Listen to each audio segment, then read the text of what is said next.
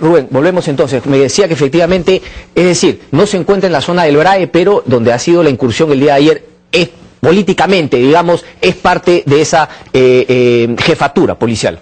No, a ver, recordemos que después del secuestro esa zona se declaró en estado de emergencia y bajo el mando de las Fuerzas Armadas. Recordemos que inmediatamente se declaró estado de emergencia, estado de excepción, el Comando Conjunto asumió el control de las operaciones. Por eso es que las primeras reacciones, la primera respuesta al secuestro fue a nivel policial, porque esa zona no se encontraba declarada en estado de emergencia y en efecto no forma parte de lo que se conoce como BRAE. Es ya una zona adyacente, más o menos alejada del BRAE. Pero ahora sí, continúa el estado de emergencia, está bajo la jurisdicción de las Fuerzas Armadas, específicamente del Comando Especial del BRAE.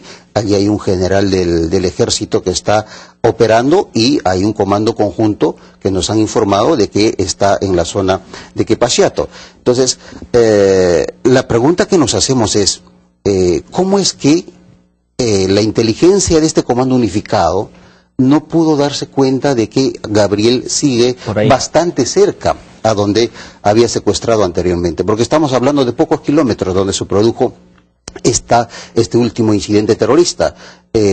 Cuando hay una columna terrorista en una determinada zona y hace una agitación o propaganda o una incursión armada, eso significa de que esa zona ya fue organizada en la lógica de Sendero Luminoso o del grupo terrorista. Significa que ya hay un comité de base apoyando con la logística al grupo terrorista. Esto siempre es así. Sendero Luminoso no se mueve en ninguna zona en la cual previamente no haya ido ya a hacer esto que tú mencionas, es decir, estar bajo esa mística, bajo esa manera de operar de Sendero. La lógica en el que actúa Sendero Luminoso y este grupo terrorista que sigue en el BRAE es esa. No se hace presente, no saca la cabeza, no se hace visible mientras no trabaja, mientras no termina el trabajo político, mientras no termina ese trabajo subterráneo que es captar a cuadros locales, que es tener bases de apoyo, vale decir, organizaciones que le proveen, personajes locales que le proveen de logística, de medicina, de alimentos, etcétera. Eso es lo que ahora significa, existe en la zona de Quepachiato. Entonces,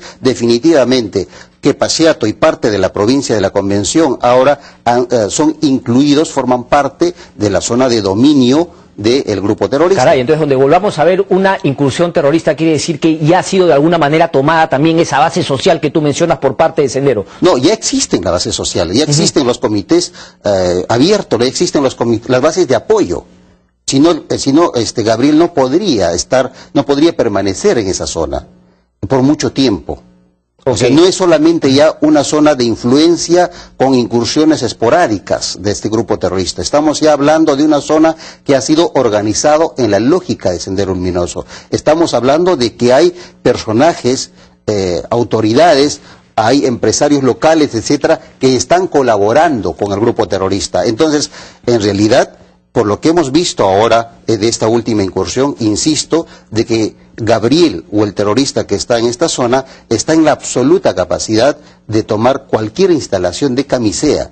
Y recordemos que lo último que falta sería que se acerquen cada vez más a las Malvinas. Entonces eso realmente sería una hecatombe, sería un tema terrible que pondría en tela de juicio a todo el Estado, ¿no? Déjame hacerte una última pregunta, ¿no? Viendo la tendencia un poco de la ineficiencia, ¿no?, de este comando unificado, tanto la policía como las Fuerzas Armadas, de primero que todo ubicar a los terroristas y también ese trabajo social, porque si dejas la cancha puede entrar ahí primero Sendero para no generar esta lógica que tú mencionas y aparecer nuevamente ya de manera militar. ¿Qué crees que va a pasar? ¿Se va a seguir ampliando esta zona liberada, por así decirlo, en la cual Sendero Luminoso se mueve como pez en el agua? ¿Van a seguir ampliando? ¿Cuál sería la lógica detrás de seguir ampliando una zona en la cual tienen que estar operando?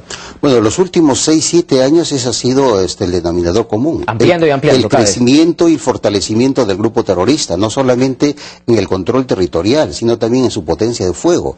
O sea, hacen ataques terroristas en zonas absolutamente distantes del BRAE, vale decir, en San Martín de Pangúa, que está en la zona del N, o en la zona de Tayacaja, que está en Huancavelica, o en la zona de Ayacucho, de Huanta, que forma parte del BRAE, hacen ataques casi simultáneos, solamente con horas de diferencia o 1 o 2 días de diferencia. Significa que tienen una potencia de fuego, un control territorial y han crecido, sin ninguna duda, ya controlan esa parte lamentablemente de Quepachiato, de Quiteni. Entonces, de acá, ¿cuál es el escenario los próximos meses y años? Sin ninguna duda de que si las cosas continúan como hasta ahora, si el Estado, si el gobierno, si las Fuerzas Armadas siguen sin brújula, entonces el crecimiento no solamente va a ser en la parte del BRAE, sino seguramente que lo tendremos en alguna ciudad importante. Una última pregunta. ¿Este Sendero Luminoso tiene también elementos dentro de organizaciones sindicales, organizaciones sociales a nivel nacional, a nivel de Lima? En la época fuerte del Sendero Luminoso se sabía pues de presencia en sindicatos por ahí, de educación, de trabajadores. ¿Hay algo de eso ahora o este sendero que tenemos ahora ya no busca ese tema?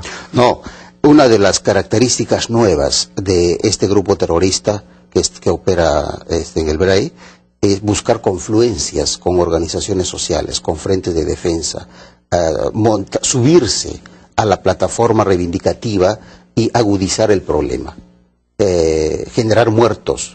No, es decir, no están en las organizaciones sociales para defender esas reivindicaciones legítimas que tienen en el interior del país, sino básicamente para agudizar el problema, generar muertos y arrinconar al gobierno. Ok, entonces hago la pregunta directa. Sí existe, sin ninguna duda, una comunicación, existen canales, existen personajes, existen cuadros. Y en las violencias que hemos visto, por ejemplo, no sé, en Cajamarca, en Espinar, puede haber que haya personas también involucradas de alguna manera ahí, de contrabando, metidas en también asusar un poco a la gente. Yo no sé si de contrabando, que están ahí, sí, yo creo que sí. Rubén Vargas, nada positivo el panorama que tenemos actualmente. Lamentablemente el gobierno está dejando campo abierto para que esto siga creciendo. Rubén Vargas, entonces, muchísimas gracias. Hacemos una pausa.